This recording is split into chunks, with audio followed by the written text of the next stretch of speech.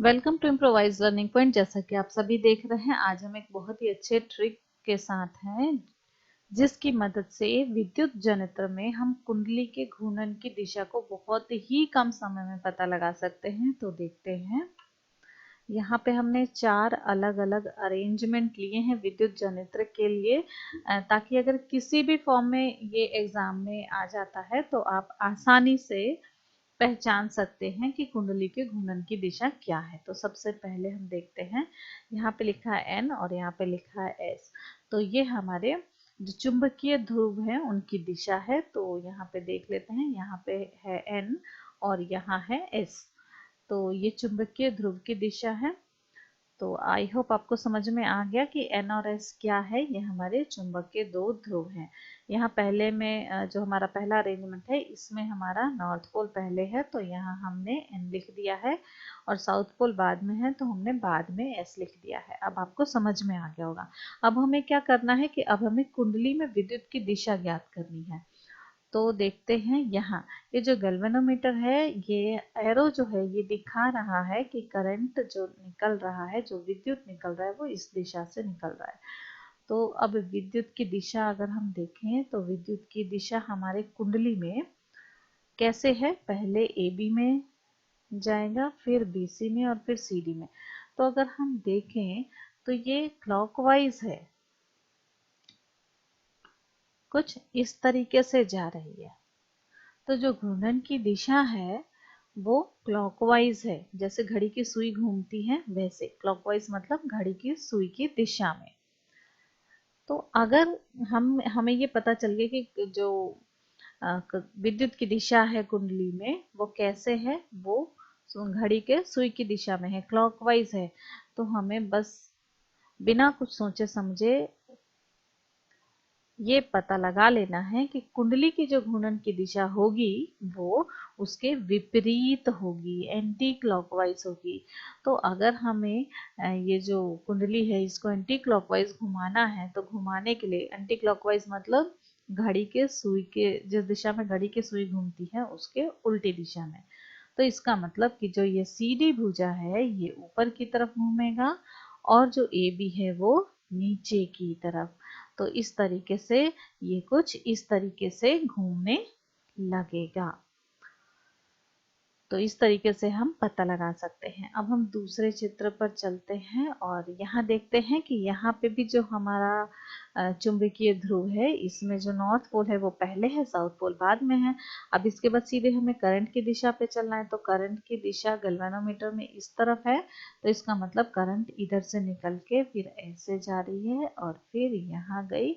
अब देखते हैं कुंडली में जो करंट की दिशा है वो इस तरीके से है, इसका मतलब कि एंटी क्लॉकवाइज है। अगर कुंडली में जो विद्युत की दिशा है वो एंटी क्लॉकवाइज है, तो जो कुंडली के घूर्णन की दिशा होगी वो क्लॉकवाइज होगी। और अगर कुंडली को क्लॉकवाइज घूमना है तो उसके लिए क्या होगा कि भुजा ए बी ऊपर की तरफ घूमेगी और भुजा सी डी नीचे की तरफ घूमेगी। तो इस तरीके से हम भुजा ए बी और सी डी के जो घूर्णन की दिशा है उसको आसानी से पता लगा सकते हैं कि ऊपर की दिशा में घूमेगी या नीचे की दिशा में। अब देखते हैं हमारा तीसरा केस। तो तीसरा यहाँ है। अब इसमें जो साउथ पोल है ना उसको हमने पहले लिया है, नॉर्थ को बाद में लिया है। तो जब हम साउथ पोल को पहले लेंगे और नॉर्थ पोल को बाद में लेंगे तो इसमें क्या होगा, इसमें फिर से हमें पहले तो हमें विद्युत की दिशा पता लगानी है। तो विद्युत की दिशा अगर हम देखते हैं तो विद्युत की दिशा फिर से क्या है हमारा, ये है क्लॉकवाइज। अब इस सिचुएशन में जब हमारा जो साउथ पोल होगा वो पहले होगा, तो हमें याद रखना है कि जो दिशा होगी विद्युत की, ठीक उसी प्रकार के दिशा में हमारा जो कुंडली का घूर्णन होगा वो भी होगा। तो अगर ये क्लॉकवाइज है तो ये भी क्लॉकवाइज है, मतलब घड़ी के सुई की दिशा में। और अब देखते हैं हम अपना फोर्थ वाला। अच्छा, इसका डायरेक्शन देख लेते हैं पहले, कि इसकी दिशा देख लेते हैं कि किस दिशा में कौन सी भुजा घूमेगी। अगर ये क्लॉकवाइज घूम रहे हैं तो क्लॉकवाइज घुमाने के लिए भुजा AB को ऊपर जाना होगा और भुजा CD को नीचे जाना होगा। तो इस तरीके से जब ये घूमना शुरू होगा तो हम कह सकते हैं कि घूर्णन की जो दिशा है वो क्लॉकवाइज है।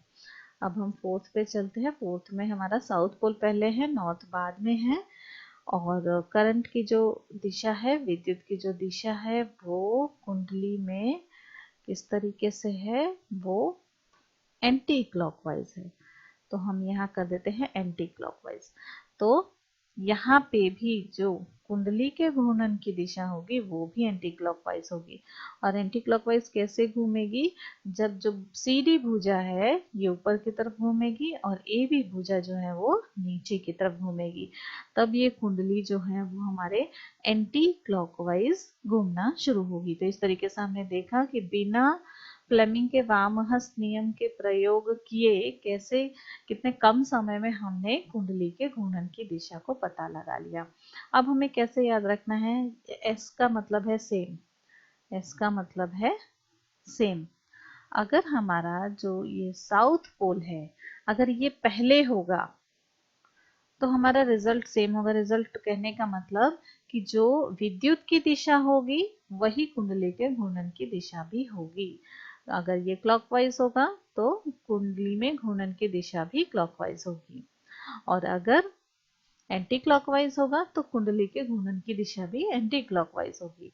और ये एन और एस से हमें क्या याद रखना है, एन का मतलब नॉट, सभी को पता है एन का मतलब नॉट, और नॉट का मतलब नहीं। तो आप नॉट सेम भी रख सकते हैं और नहीं से भी याद कर सकते हैं। नहीं का मतलब सेम नहीं होगा। अगर विद्युत की दिशा क्लॉकवाइज होगी तो कुंडली में घूर्णन की दिशा उसके विपरीत दिशा में होगी। और अगर दूसरा केस अगर हम देखें तो यहाँ पे विद्युत की दिशा जो है वो एंटी क्लॉकवाइज है, तो कुंडली के घूर्णन की दिशा जो होगी वो क्लॉकवाइज होगी। तो इस तरीके से आप याद रख सकते हैं। फिर भी अगर कोई डाउट हो तो आप हमें कमेंट कर सकते हैं, हम पूरी कोशिश करेंगे आपके डाउट को सॉल्व करने की।